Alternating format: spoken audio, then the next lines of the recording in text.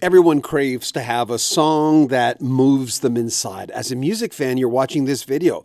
There are probably hundreds of times where you heard something, whether you stared at the speaker and wondered what it was, and or rushed out and just bought that song because it just jiggled you inside. Well, what if that person is John Lennon? A year before John Lennon was killed on December 8th, 1980, there's a song that came out in June of 1978 from an album called Sleeper Catcher from the group Little River Band. The tune was written by Goble, and it ended up being one of John Lennon's favorite songs. He played it over and over again. Sleeper Catcher also had another Little River Band hit, Lady. This is an Australian band that did incredibly well. The group that's currently going out on the road saying they're the Little River Band have no original members. As a matter of fact, there's no Australian members in the band anymore. We talked to the man who wrote Reminiscing, that's the song, Graham Goble, on Rock History Music.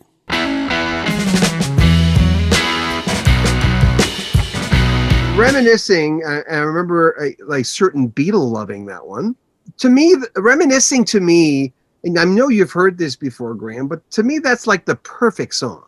Well, I've come to see it that way too. I mean, I didn't feel that when I wrote it, but it's not just the perfect song. I think it's a perfect record in terms of every part on that record is just so stunningly original. And that song will be around for 500 years. Like, it's just so timeless. It's there are certain songs that just the planets align somehow.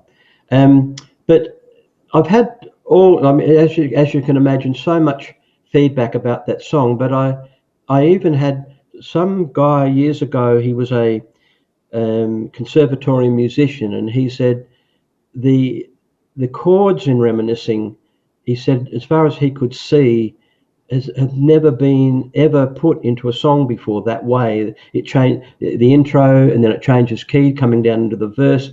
He said, "You must be like, did you write it on piano? How'd you do this?" And I said, "Well, look, no, none of that. I could just hear that in my head, and I just transcribed it onto my guitar. It took me like under half an hour to write it. The lyric came with the melody and the chords." But the phrasing of that, even the beginning, I mean, I'm listening to the phrasing, I'm going, sounds like a guy talking, but the bounce of the phrasing and even going into the chorus, I'm going, how did he come up with that? Well, okay. The inspiration, I didn't deliberately inspire it, but what about, this was the bar being set by Cole Porter. So if you think of Night and Day, yeah, like the beat of the tom tom, da da da da da da da, with a da da da da da da. That's the one note thing.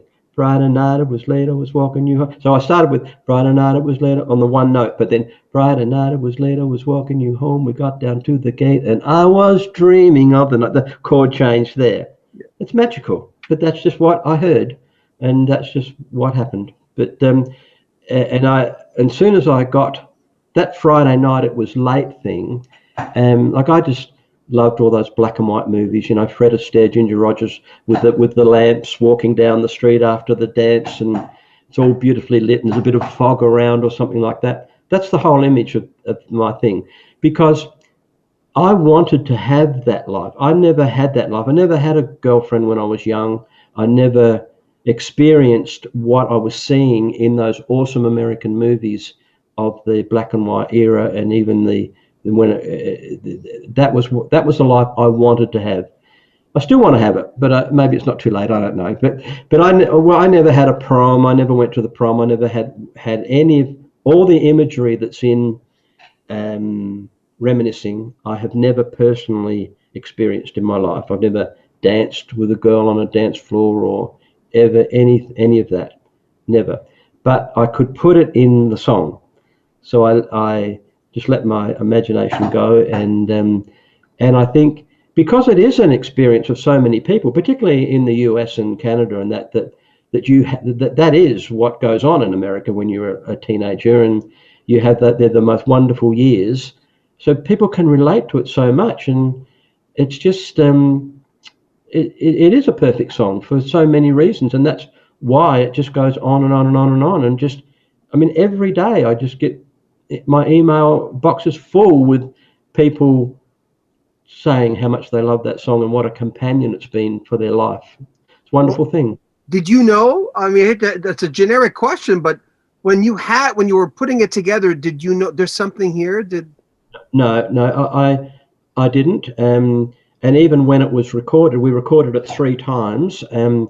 The first twice it didn't work out because it didn't have the right keyboard player on it. But eventually we got Peter Jones, who's the most wonderful, who played the Rhodes on the song. But when we finished Sleeper Catcher and the album went to Capitol, we were waiting for 5 weeks before we got a call to say, look, we like the album, but there are no singles on it. Could we maybe record something else?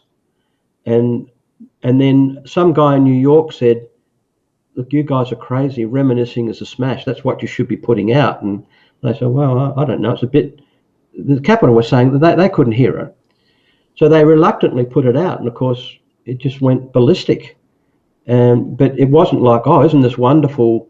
And even we didn't think, well, this is the song we've been waiting for. We didn't, even though we loved the record that we'd made, but we didn't say, well, this is really going to get us going now. But then we followed it up with Lady, which was as big, and in fact is equally as big with even today on the same record. And so it was just, as I say, planets align.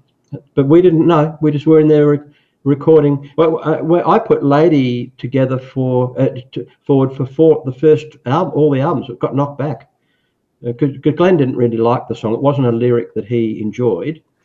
So it was always sort of left off and never got a Guernsey. But then when it came to Sleeper Catcher, we had 1 spot left, and I brought Lady again, and Glenn said, oh, not again. And luckily the producer agreed to put it on.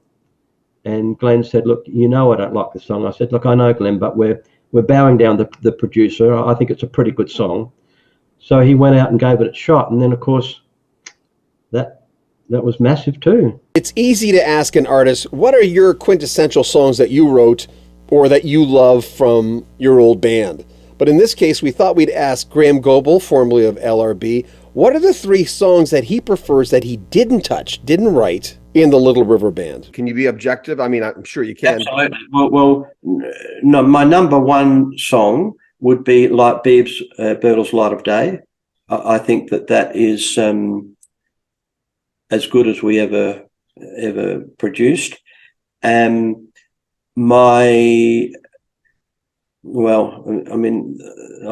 did write a lot of the songs, but I'm just trying to think the ones that I didn't write. Well, I put on Masterpieces a song called Blind Eyes, which was a co-write between David Hirschfelder, John Farnham, and a guy called Chapman. I can't think of his first name. That to me was a wonderful song, and I guess the other one would be When the War Is Over, which was written by Stephen Presswich, he was in Little River Band for the No Rains album, and he was with Cold Chisel in Australia. So definitely our version, Little River Band's version of When the War Is Over, is, I think, the definitive version, and it's an incredible song. It's iconic in Australia, but it's so topically correct now with what in the hell's going on in the world. This song, When the War Is Over, boy, you need to check that out, because it's if you don't know it, it's pretty heart-wrenching. A wonderful song, and I think LRB really nailed that. And so that's a Steve Presswich composition. When you were writing a song, before I let you go, did you have to continue it till you close the file, or could you leave the file open overnight, metaphorically speaking? Yeah. Well, what I experienced many times was sometimes 3 days, up to 3 days before a song would emerge, I would start to feel different. I would feel, honestly, John, I would feel like, hang on, I feel a bit different. I think a song's coming through. That would be up to three days, and one. At least more than once, I would come up with a title of a song, and then I think I'm going to write a song called this. But more to the point was what I really know was that when I was right in the experience of receiving and working with and writing a song, I would feel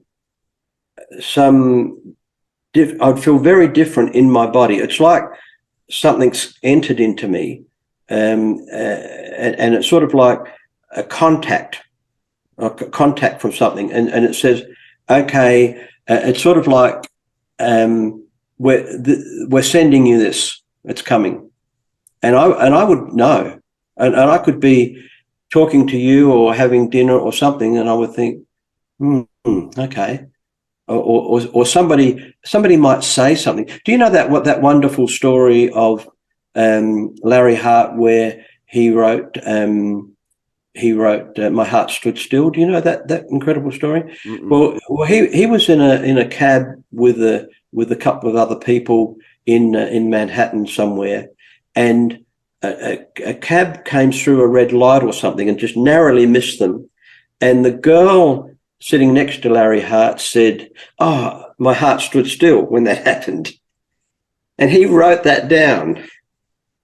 And then, of course, that moment, that wonderful song, "My Heart Stood Still," which is an American standard, that then entered the physical world because he was observant enough to hear that.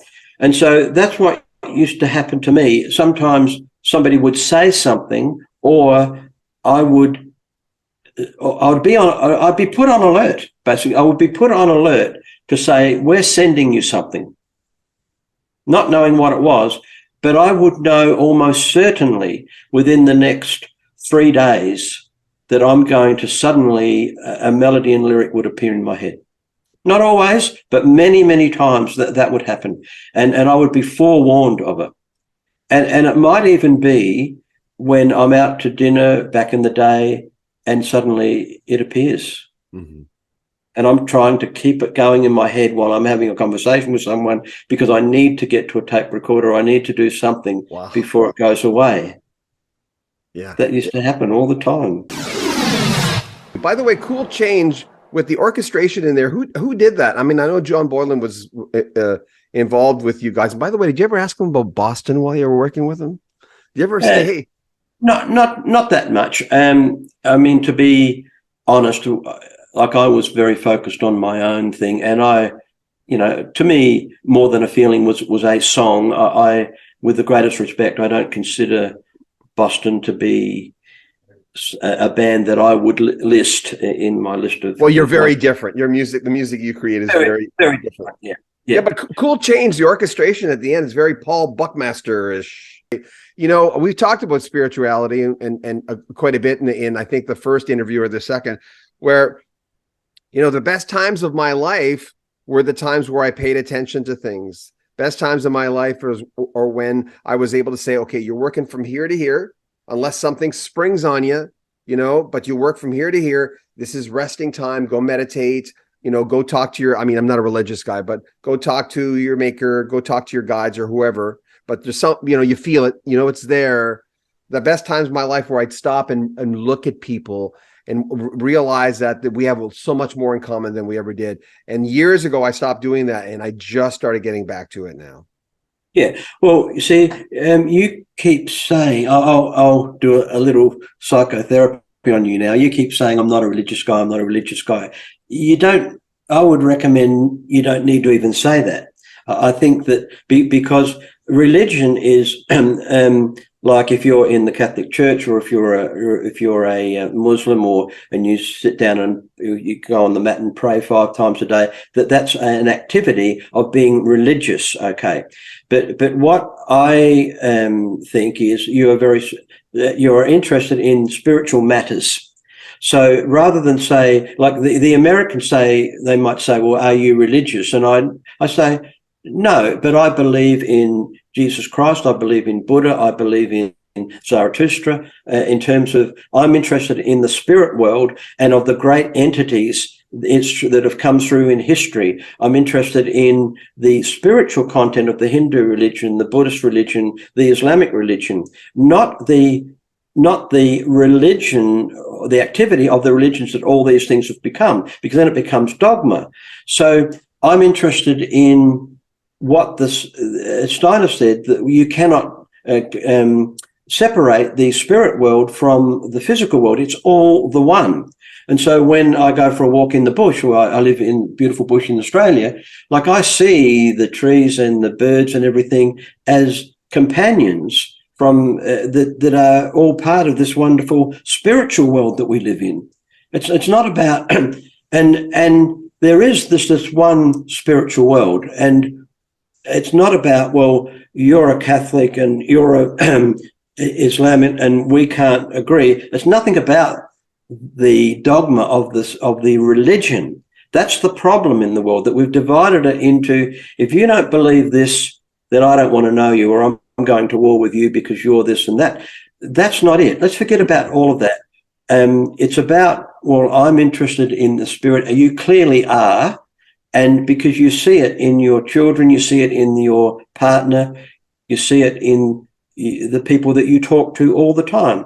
When I'm talking to someone, I'm talking to their soul, not to their face or what they're wearing or anything like that. They're a soul that's come into my presence for an amount of time.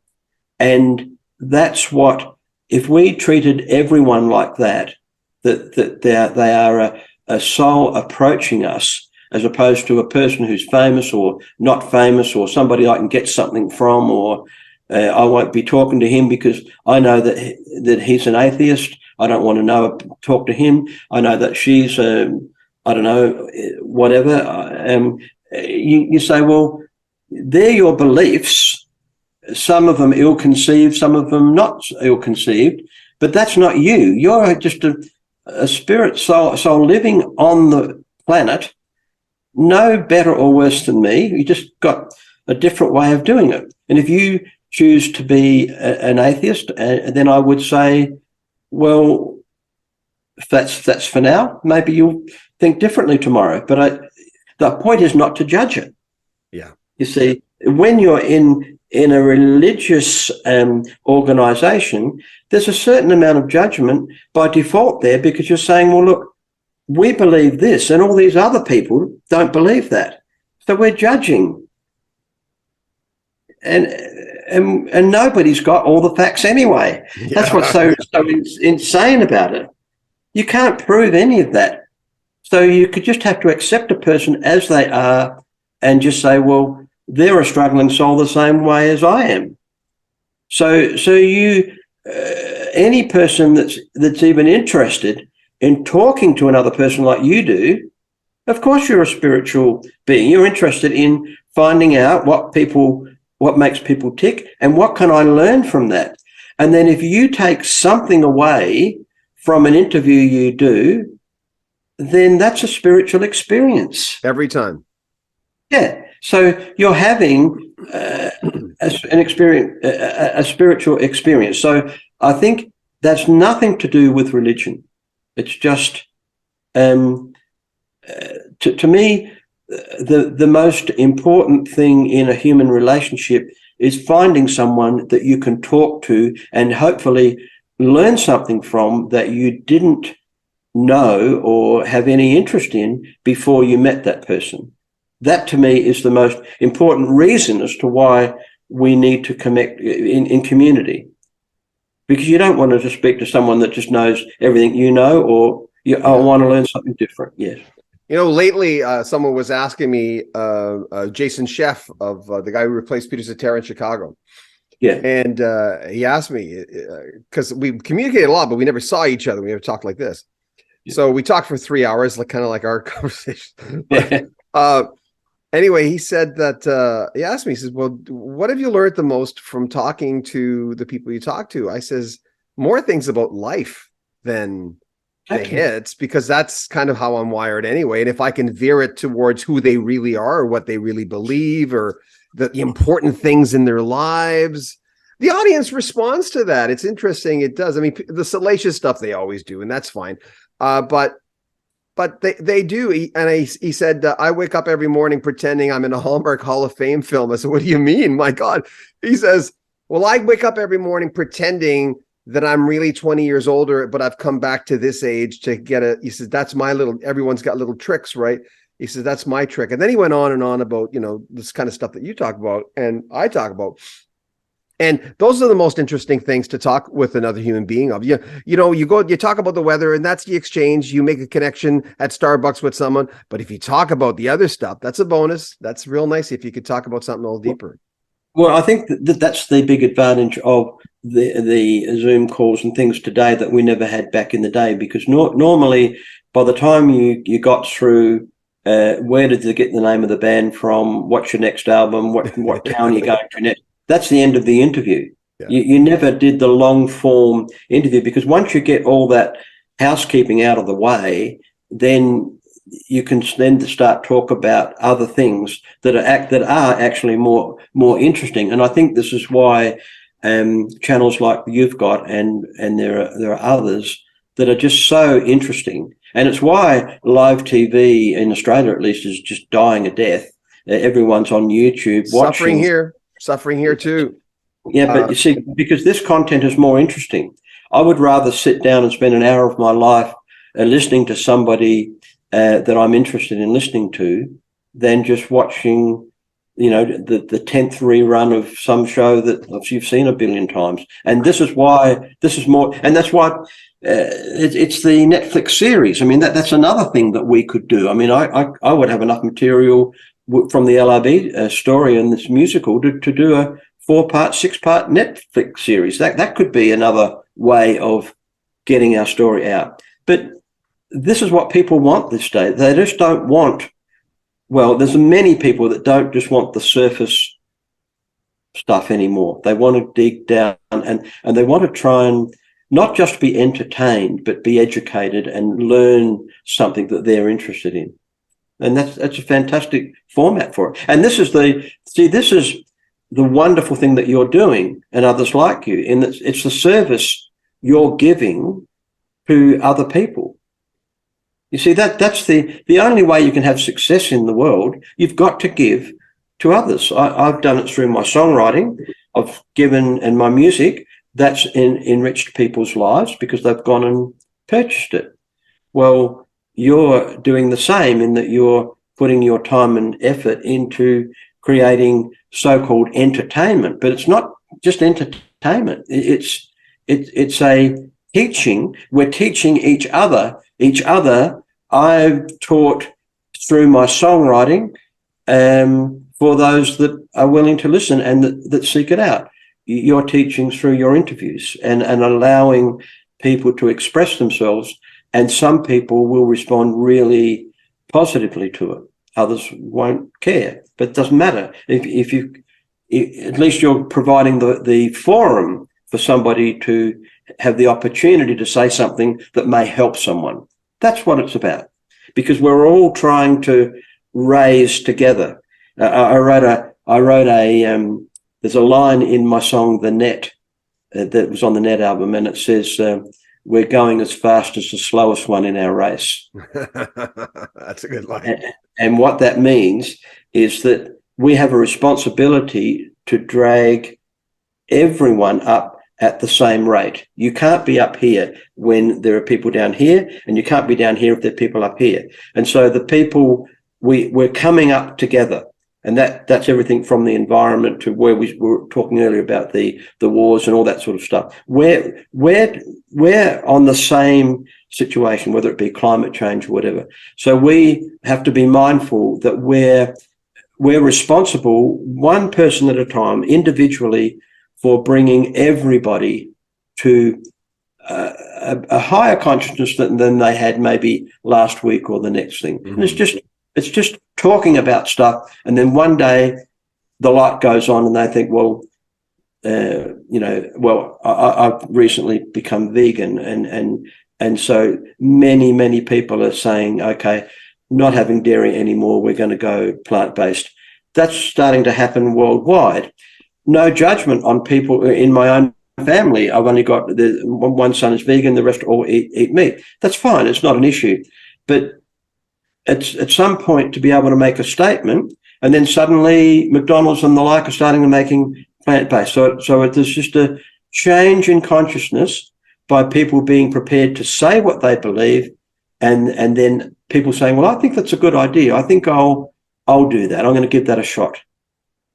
That's what you're providing a format for that. Remember, if you want to join our mailing list, that's the way you'll be assured to get every single one of our videos. YouTube doesn't always let you know, even if you're a subscriber. So join our mailing list. It's right at the very top of the description, and you'll get access to all our videos. We'll let you know. We'll send you 1 or 2 at the most emails every single week with the titles and the links to our videos. I'm John Bowden. This is Rock History Music. Take good care of yourself.